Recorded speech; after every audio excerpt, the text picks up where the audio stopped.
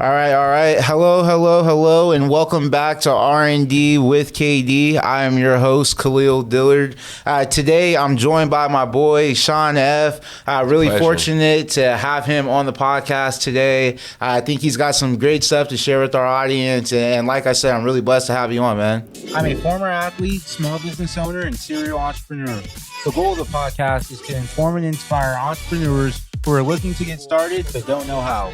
Each week, I am going to highlight ordinary people in our communities who do extraordinary things. Man, it's a pleasure to be on. I actually watch your podcast a lot more than people think, etc. It's a little hidden gem. So definitely appreciate you for having me on. Thank you. And thank you for, putting me on in a sense, man. I'm looking forward this episode to informing the people, informing the culture, a little bit about you, how hard you work in our community of Fresno, man. I've seen you hustle the last 3 or 4 years that I've been in Fresno, and it's inspired me to continue to push forward on my entrepreneurial journey. I'm going to tell the audience a little bit about you.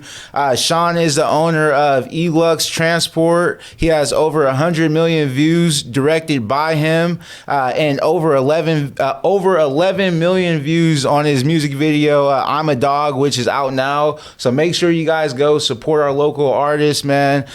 Shawn also has his own podcast called Student of the Game. So make sure you guys check that out. Yes, show him some support, show him some love, because he's doing a lot for musicians in our community and musicians throughout California, really. So, man, blessed to have you. Absolutely, man. That's a hell of a fucking intro. Mike, I cuss on the show? My bad. Yeah, hell yeah. That's a hell of a fucking intro. Man, just stream my music, man. Support my channel. Like, IMMA DOG made it to halfway gold, so just keep streaming it. Just get it to where it needs to be. But as far as the business, keep supporting my business. Keep supporting other local artists' businesses. And let's just preach financial literacy. Let's just keep going in a positive route. Like, let's keep all the positive energy flowing.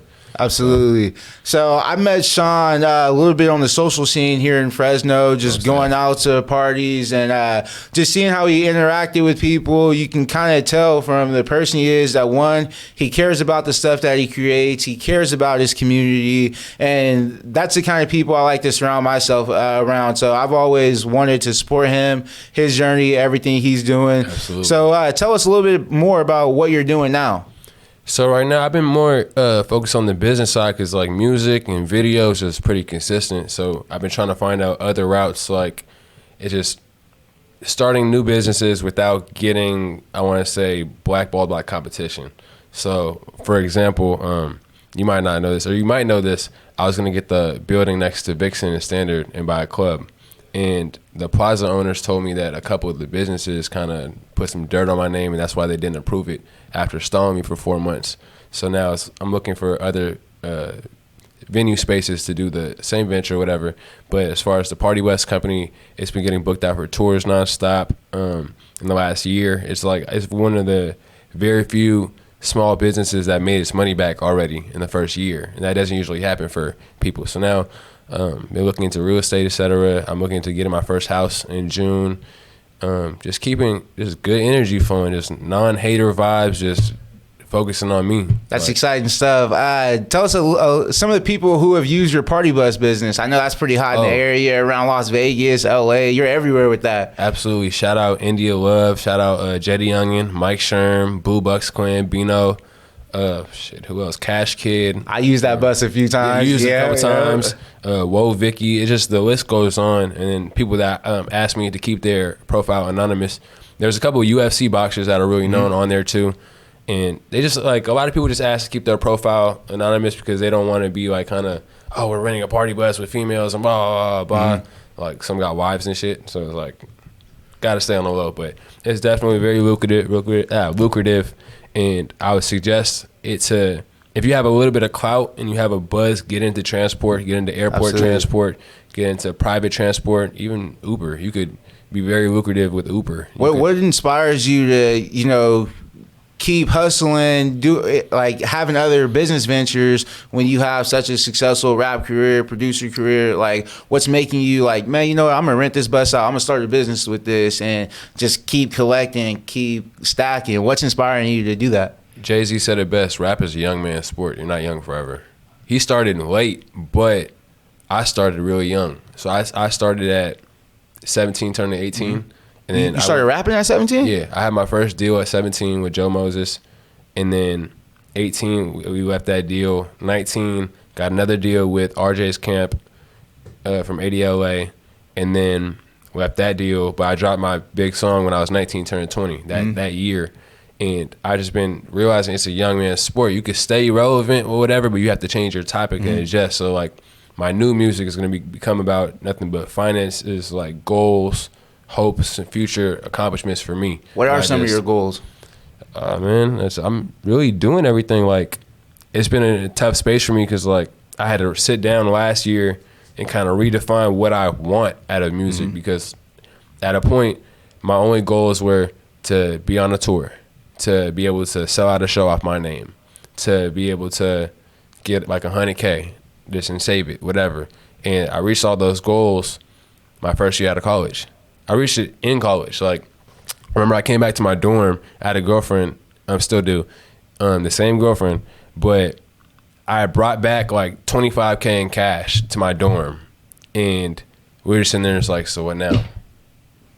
Sitting there like on the bed, just quiet, so what now? Because I threw a show with me and shout out Mike Sherm. We sold it out, and I just brought home cash.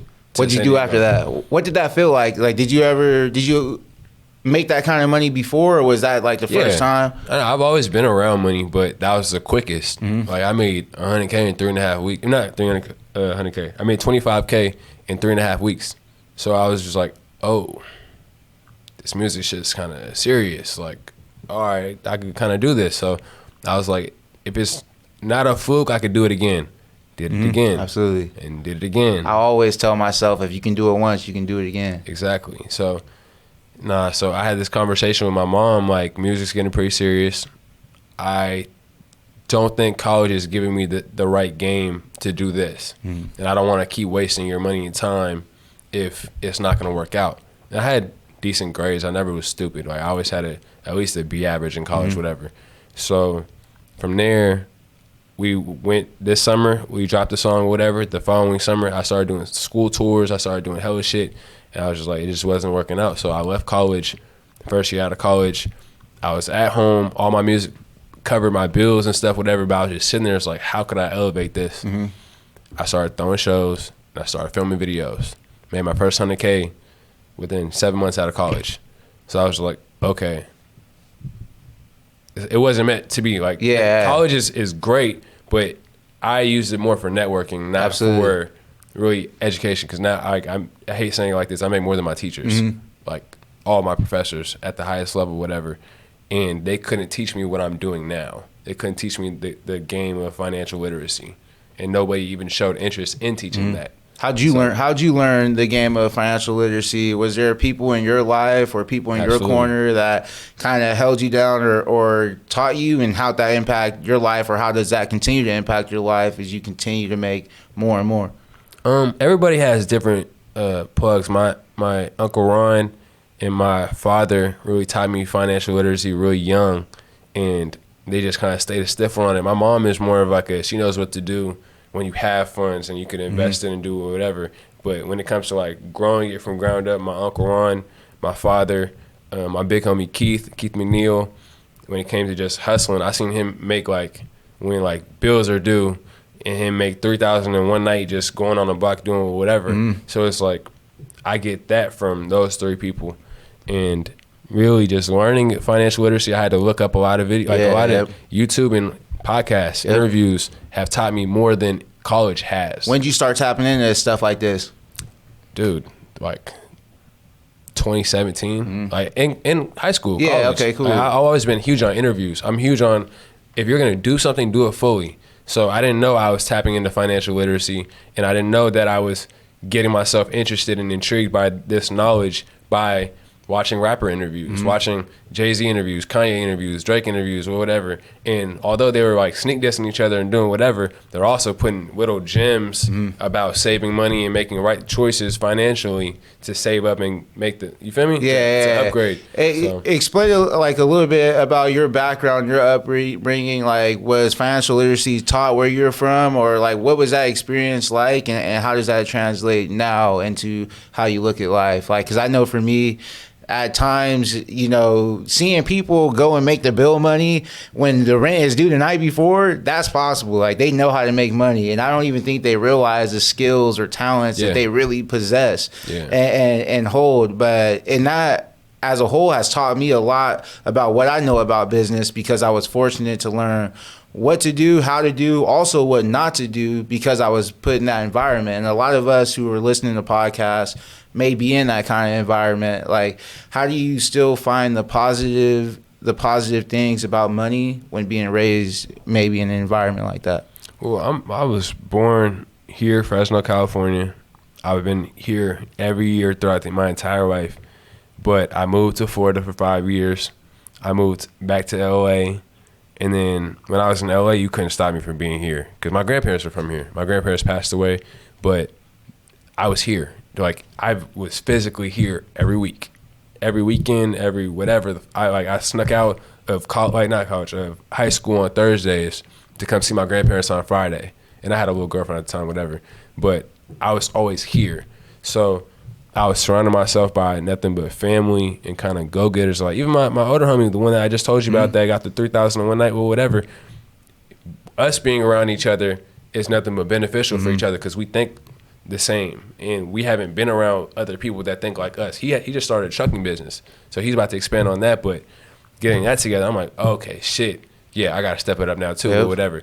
And we have our businesses now that we're like grown-up friends getting money together, whatever. So it's like, it's a great thing, but it's all about who you surround yourself with. If you don't surround yourself with people that have similar interests, or at least want the same thing at the end, then you're not going to get where you need to be. I ask my friends, like, where do you want to be? What's the end goal of you being around me? What's the end goal around you being somebody around, like Keith? Like, you have somebody that has so much game. What are you trying to gain here? Why are you just coming around these trips? Like, I always bring a friend to like my road trips, whatever. Why are you coming on these trips? To just like, have you learned anything? Have you soaked up any fucking thing here? Or are you just having fun, enjoying the moment? Exactly. Like, I don't know if I can say this on the podcast, whatever. I tell my friends whenever I film for rappers, bring some weed to sell or some shit. Bring something beneficial. I tell my producers friends, come sell a beat to this rapper. I'm shooting for 5 rappers in the same day. Sell a beat somehow. Sell weed somehow. Sell something. Make some type of increments while you're with me. But you're really encouraging them to provide value to somebody else while they're with you. Like, man, if you're gonna be here, so do shit else. You're already putting them on just by allowing them to be here. So what are you doing? Are you having conversation? Like, I never really understood how people could be around. Like, you have access to so many people, but you're not taking advantage of it. Like, it's already a blessing, and like, to have the door open for some people and just to be able to walk in and out of it as you please. So if you're not doing anything with the opportunity, it's like, why are you wasting your time? It's being put in front of you. And people don't know this. Relationships and loyalty does expire. So say I introduce you to a rapper, and it's buddy for like 5 months or whatever. If you don't take advantage of that opportunity, it does expire. It's not like you can call it the favor in a year and a half later. That shit does expire. So I tell all my friends, like, I'm introducing you to all these people. Take advantage of it now, because these relationships do expire. When they're not hot anymore, it does expire. When they get hotter, it expires. People change their minds about shit really quickly. So just, it's all about, like, timing and opportunity. Like, Jesus. Yeah. At what point did you realize, or like, did you always want to be a rapper? Like, when did you realize that maybe you should put the rapping career first? When did that take off for you? I was a recruited baseball player until my senior year in high school, and I didn't ever really rap. I just threw shows and performed at them. So like, I would write my little raps with my brother Corey, and we would perform at and shout out Christian. We would throw parties and perform at every single one. We would have little rappers come, pay for slots, whatever, but we would perform. And I didn't take rap really serious until like my senior year in high school. And I was like, okay, well, I'm kind of getting some numbers, and I got signed when I like really put some effort into it. So Yeah, basically that. Yeah, cool. What do you think is the biggest problem or challenge that you're facing right now, whether that be in your party rental business, your producer business, right, and your rap career? Like, how are you overcoming those challenges, and how do you continue to move forward from them?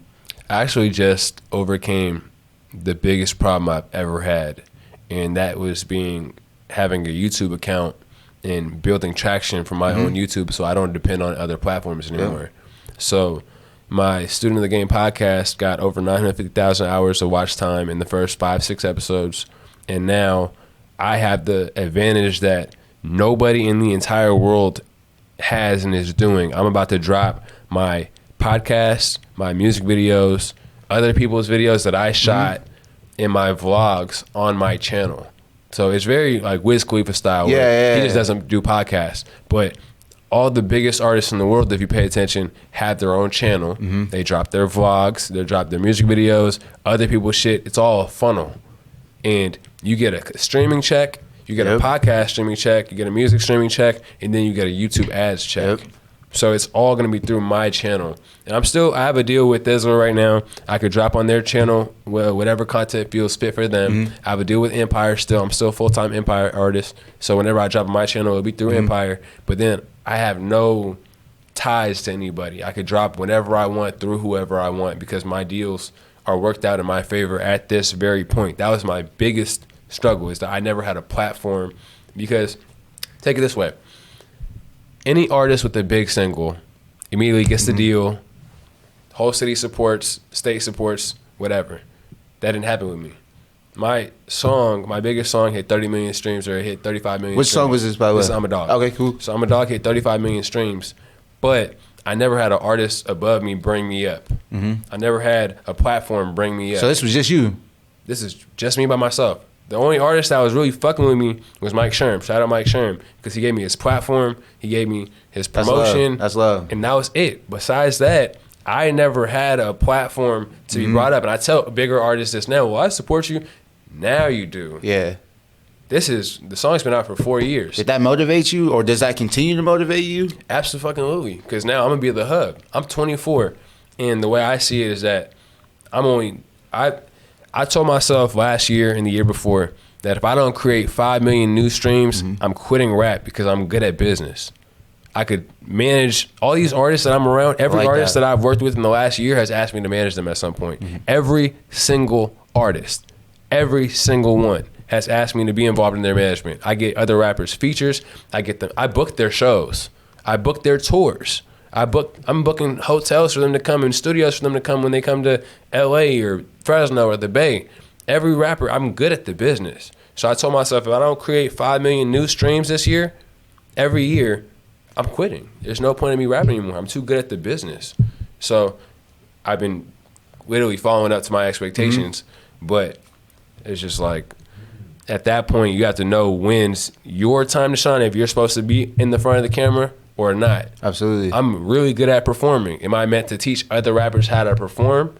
Am I meant to get them shows and do whatever? Because I do it all, literally. And that's not on some bragging shit. That's literally saying that I know the structure of being a rapper, and nobody around me has had a song as big as my song in the last 4 years that I know personally. They have songs that hit 1 million views, 2 million views, 3 million views, not 12 million streams on YouTube, 30 million total. They're not doing that.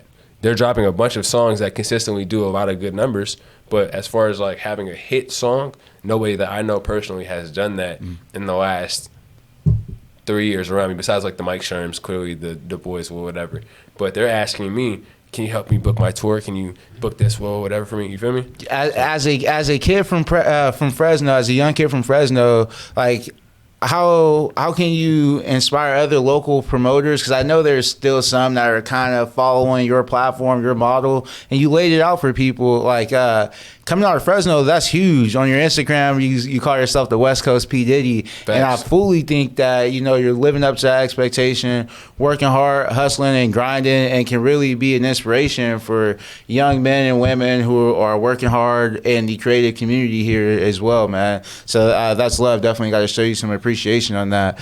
But as a promoter, how do you how do you continue to network efficiently to where you can be in places like LA, in Fresno, and Vegas? Because people ask me all the time. I travel a lot. Like one day I could be in Long Beach. Yeah. Next morning I could wake up in San Francisco. Last night I was in Santa Cruz. Like, right. And people are like, man, it's too much.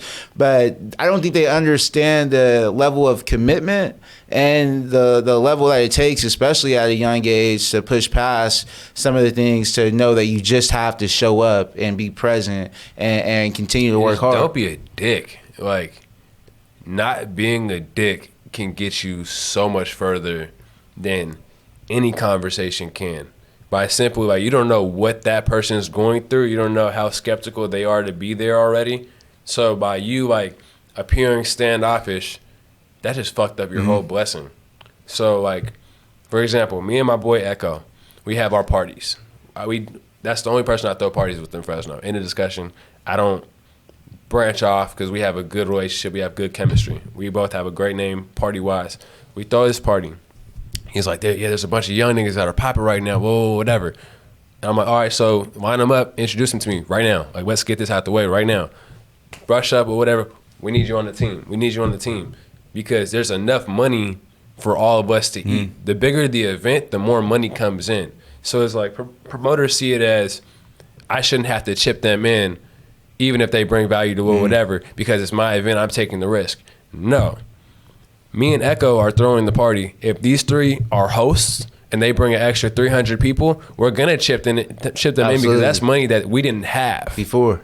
So they could take half of it, but we're taking that other half. Because we are taking the risk with our name and venue, security, whatever. But that's money that they just brought in that we did not have. And I don't think people understand that on the promotional side of business. Never. Like when you're looking to network and get your name out, if you have the ability to bring 300, extra 500 people to an event, like that's value. That's real money that you have. Like, each of those people in your network are dollar signs for you. People used to ask me all the time, when I'm working at nightclubs, what are you doing here? I'm getting paid. I'm getting people through the door. Like, I know all these people. Yeah. Like, and when you get a percentage of that money at the end of the night, or you look at that paycheck and you're like, man, just because I know people, I got paid. So, like, we're not saying go out there and be fake. Be authentic about who you are and be passionate. Just show it. If you have an interest in networking, say, just walk. People will understand. Walk up, say, I'm here to network. What do you do? What's your name? And that can get you so much further than trying to play it cool and trying to game plan and approach whatever. I walk up to crowds of people and interrupt conversations. I'm sorry, I don't mean to interrupt your conversation, but I'm just here networking. I see you guys came and a lot of people are staring at you. What do? You seem important. Like, I know I'm important. What do you do? This is what I do. This is what I bring to the table. What can you bring? If we connect, we connect. But you're gonna save yourself hours of concentration and bullshit just being direct. Absolutely. Not being a dick. Like, absolutely. That's what I mean by that. I think a lot of people don't understand, like, being direct, like, you can still be genuine and still be very direct, like, in the conversation. Sometimes, like, it may not be a fit, whether if it's somebody you're dating, someone you're trying to do business with. If you're not a fit for each other, you're just not a fit. You can't and force that's okay. Yeah, you can't force it. They might, that conversation, that relationship may not be for you. But I wanted to touch on a few things with you, regarding having such a platform, with other rappers, with other celebrities and whatnot. Like, how do you provide for your safety, look out for your safety, and ensure the things that you're doing now, continue to last? Because there's been a lot of crazy shit happening in the rap community. Well, one thing is, I'm wearing jewelry for this interview. I'm not gonna fucking go out by myself to the fair, decked down in jewelry by myself. That does not make sense. Rappers go to other cities and feel so comfortable by myself. When I go to a different city, when I went to Portland, there was 3 to 5 niggas from Portland with me at all times, in addition to my team. If I go to Arizona, which I just did, I called everybody I knew in Portland. I was never by myself, not Portland, Arizona. I was never by myself in Arizona. When I go to different cities, I'm never by myself, especially with jewelry on. So that's the key. You can never go to a different city and feel like you're good. If you're a rapper, if you're an artist, if you're important, people are like relentless right now. You can never go anywhere and just feel like, oh, I got that, I'm straight, or whatever. Unless you carry a gun on you, whatever, that's different. But wherever I go, I'm with people that most likely, you feel me? So absolutely.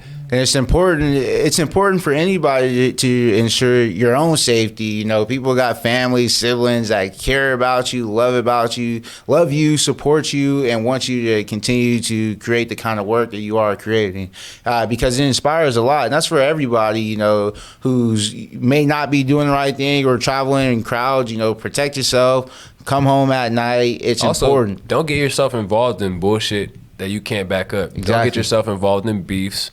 Don't get yourself involved in shit that you're not actively thinking about every single day. The way I see it is that if you're beefing with somebody that has nothing to do, nothing to lose, if you're 100,000 up, if you're 250,000 up, whatever, you have something of value to protect and defend.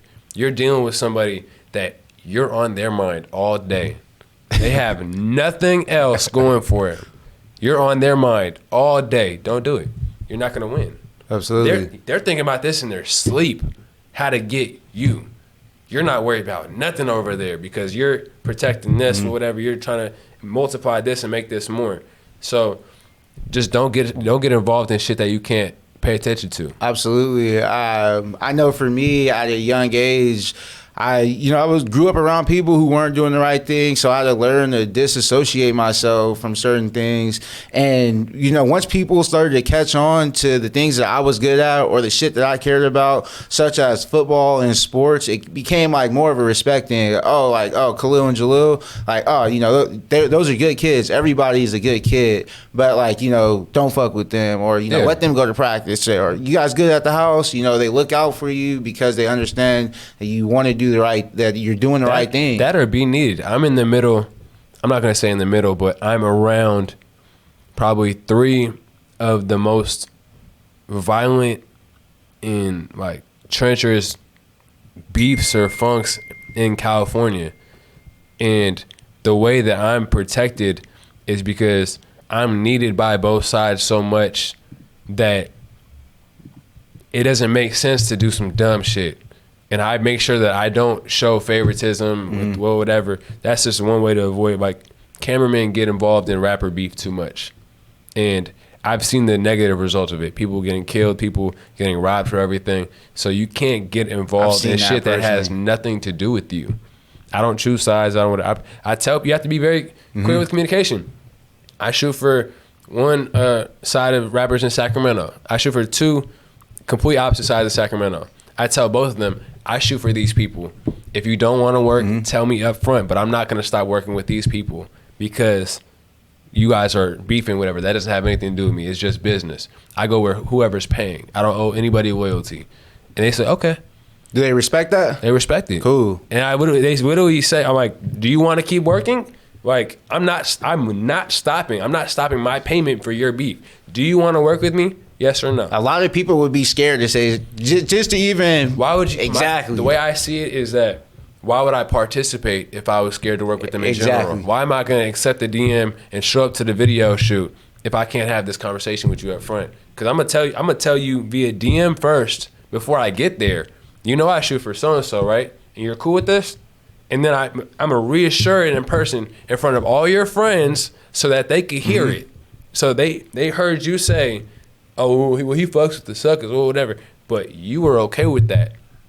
It's not I'm not involved in your beef. I'm a businessman. I don't got shit to do. I don't have no ties with anybody. I'm a businessman. My tie is to my fucking money.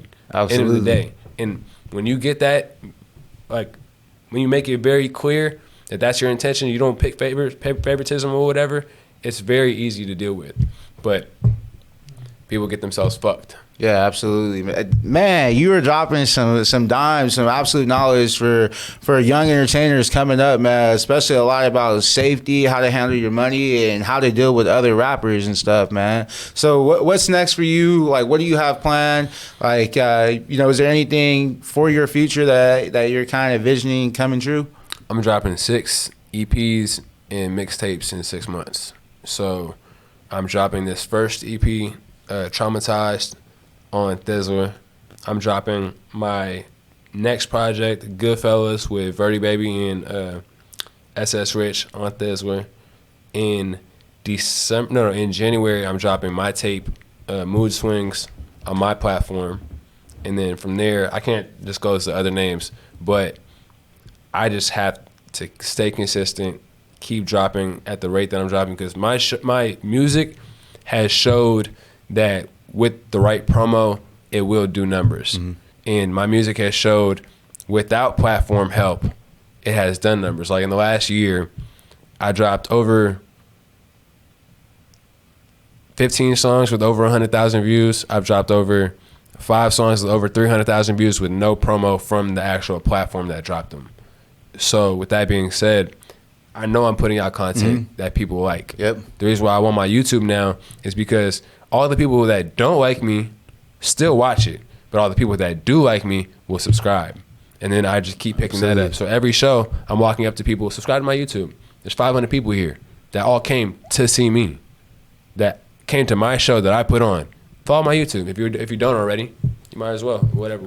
It's all documented. What's some advice that you have for young creatives who may have content or may want to do stuff that we're doing, but just like are afraid to do it? You know, do you have any advice for them? Because we're pushing out our shit. You know, we're here showing up when we have to, posting, whatever. Like, what advice do you have for someone who's kind of on the edge of wanting to do it, but afraid to come out of their shell or whatever it is they may be? Timing is everything. You're the only person stopping yourself from being great at the end of the day. Because the way I see it is that I'm beating myself up right now, because if I would have made my YouTube 4 years ago, shit. But timing is everything. I have my resources and everything now. I have the relationships that I have with California artists, other rappers, whatever now that I didn't have back then, to get on my interviews, to support my music more or whatever. So, yeah, huge thing is timing is everything. You're the only person stopping yourself from being great, and just fucking do it. Why not? Absolutely. Like, nothing's cheap. Why not? A quality setup, nothing's cheap. Promotion, nothing's cheap. Getting people to fuck with you and be on your interviews, nothing's cheap. If you don't already have these relationships. Absolutely. Because you got to think about it. We watch TV to see who's on TV. We watch, for example, we watch the fucking Twilight movies to see the bitch Bella and to see the main 2 characters, Jacob and whatever his name is. We're watching TV to see important people and soak up shit that how they act, what they did in this, whatever. If Twilight had a Fresno person as a main actor, nobody would watch that shit, because there's nobody really quote unquote important to society as a lead role. So you have to realize you have to build yourself up wherever you're at for people to want to watch you. If you want to have a podcast show, why are these people willing to invest their hour of their day to watch you when you have done nothing significant for people to want to get from you? Like, I watch your podcast because you're around a lot of business people. You do real estate, etc. I'm watching to soak up something. If I don't pick up from the first episode, I know there's going to be an episode that fits what I'm looking for. Yep. But I'm not going to watch a cheerleader's podcast because it doesn't fit what I'm aiming for. You get what I'm saying? Yeah. Are you saying a lot of people waste their time doing a lot of shit that they probably shouldn't be doing? A lot of people aren't walking up, what's up, boss? Shut up, or whatever, and attracting them to what they do. They want to be a famous podcaster, a successful podcaster, interviewer, rapper, whatever, without walking up and meeting people that's attracting. Like, it's like, you could take it back to like biblical sense. Jesus walked around to people and gained followers. Literally, people following him to different cities and shit. You have to do the same. You have to literally walk around to different cities. That's why it's called The Route. Like in the industry, it's called The Route. When you do radio podcast or radio interviews, it's called The Route. You go to all these interviews to meet new people, meet DJs, get them to play your shit. You're doing the same thing in real life. Like when I started rapping, this game right here. When I got known in rap, my DJ Frankie, I stole all his clout. I literally went to all his parties. He's rapping or whatever. He didn't be on the mic as much. I said, give me the fucking mic. I'm hype man. Yep. I'm stealing all this crowd because now they're seeing me being loud, obnoxious, and fun at these events. Now they know wherever I'm at, Frankie's at. Wherever Frankie's at, I'm at. Then you could build a reputation off that. But you have to gain traction. You have to gain a following. And that's not just social media. You can't just post a picture and get 1,000 likes or whatever. It's not like that anymore. Anybody can get famous, yeah, but you won't get a real following. You'll get your moment.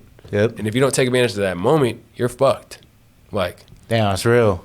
I know people that get TikTok viral off of one video. Now they're stuck trying to do the same shit to keep going viral. They're just doing the same wave of what they did to get viral. You feel me? So you have to really go around and have these people follow you. They want to see what you're like. I started posting how much I shop, and my followers went up 500 followers in like a week and a half because hundreds of people are sending my stories to other people. Like, oh, he really does shop. Oh, whatever. This is off of just a week or two of just posting how much I shop, because I was shopping every other day at a point. I'm not like buying fucking 10 bags worth of shit. I'm just wherever store I like, I'm buying t-shirts, buying jeans, buying shoes, buying whatever, buying belts, whatever. But I'm posting it, and people love it because I'm gaining a following of people that love fashion now. And it's stuff that you're already doing regardless. Exactly. Yeah, it's not like you're going out of your way to money you don't have. No. Yeah, exactly. Another thing is financial literacy. I don't spend money that I don't spend any of my savings ever on rent, on whatever. My music covers my rent, my whatever. But whenever I go shopping, it's all promo money. I'll post on Instagram, $50 promos. I'll post it on my story. Bro, rappers can save thousands by just doing little Instagram promos, whatever, because I don't spend any of my money. I never spend my money. Why the fuck would I do? I work hard for my shit. Why do you think a lot of entertainers or rappers don't do more promos if it's just free? If it's free money, one, people are stingy with the light. I believe that it wins for me. People are stingy with the light, whereas if I'm getting paid to post this person, I follow this rapper, Sauce Walker. He's huge on sharing the light. He's making $50,000 to $100,000 a week off of features. He'll have them pay $5,000. It comes with the video appearance. It comes with the feature. It comes with the Instagram shout out. You don't think people, when they get their Instagram shouted out, they get a couple thousand followers, they get the follow, whatever, they're gonna come back and keep paying. Anybody that's bought Instagram promo off me, my results really work. Like, people actually gain from it. And if their shit's dope. If they got some trash shit, they're just gonna get made fun of. But they actually get a following off of me. They're getting my followers because they drop my type of music, and then they keep paying for it. I get the same people paying for Instagram promo every month. So it's knowing your audience too. You have to know your audience. I dropped my shit on Mike Sherm's channel because I was making ratchet music and I was making shit talking music, and it made sense. I wouldn't drop my shit on Ed Sheeran platform. Because it just doesn't make sense. You have to know your platform. That's what's going to get you further, is knowing the audience you're preaching to, or gaining your own fan base, walking around people. That's how, if you notice, like the Get It Out the Trunk artists, they were selling their music to people they really met, and they developed a fan base off of people they really met. So I was like, that makes sense. I did my school tours. I sold 10 to 15,000 hard copies of my first EP out of my car. At schools, gaining a real fan base. I have proof of it. I have it on video. It's 10 to 15,000 real single copies and shirts out of my car. So it's like, you have to do stuff to get a real physical fan base. This internet shit lasts for so long. I could drop music at the pace that I'm dropping music right now, whenever I feel like it, for the next 10 years, and still get paid off of it the same exact way, because I built a physical fan base. So absolutely, man. You putting us all on game, man. Where can my audience connect with you and find more about your music, who you are, and what you're doing? I got to make a link tree or some shit, but look up Shawn Eff on YouTube, all platforms. Google me, Student of the Game podcast. It's all on it's all on one platform. So whenever you find my music, whenever you find my Instagram, whenever you find anything Shawn Eff related, it's going to be funneled through one platform now. That's the beauty of what I'm trying to do. I'm trying to just own the rights to all my content, no matter what. And that's what's important. And get paid to be a creative. Absolutely. Do you have any promotion that you can offer anybody who connects you off this pod, as far as video promos or anything like that? I shoot videos, the best prices in California. Like you said, I got over 100 million views on videos. I've shot for Jetty Youngin, Fredo Bang, to EBK Young Jock, to any California artist, Blueface, Mozzie, Will, whatever, anybody you can name, really, I've been in the room with and filmed for, basically. I've helped my boy Rick, the director, shoot for Rick Ross. Like, I have credentials and I know what I'm doing. So if you're at least on some beginner level shit and you want the highest quality, I can offer that service. I rap, produce, film. I throw concerts. I offer performance slots at my concerts. I hire people. Like, I need drivers. I need. I have a security company that I'm partnered with. Just offer every service. Like I said, I'm opening this club. I need bussers. I need bottle girls. I need promoters. Always hustling, man. Every service, but it's not about always hustling and having 1,000 different hustles. It's about having a handful of good ones, right? That are bringing in revenue. Like right now, I have 2 to 3 that are bringing in 6 figures. Now, if you can get 5, you're straight. You don't need to do anything. Cool. It's not always about just trying to find the new thing, whatever. It's expanding on what you have already and making it the best you could do. Absolutely. I'm only one person. Absolutely. Man, I really appreciate you being here, showing me some love, and you spending your time being here with us today, man. And like always, it's all love. I appreciate you, your time, and what you're doing here as a creative in Fresno. Yeah, man. I got to come back, too. We need a part 2. Oh, yeah. Oh, most definitely. Hey, this is only the beginning of everything that we both got going on. So I'm excited for, what's next, what we're both going to accomplish, and coming back here and sharing that with everybody else, man. For sure. But that's love. Thank you for having me, boss.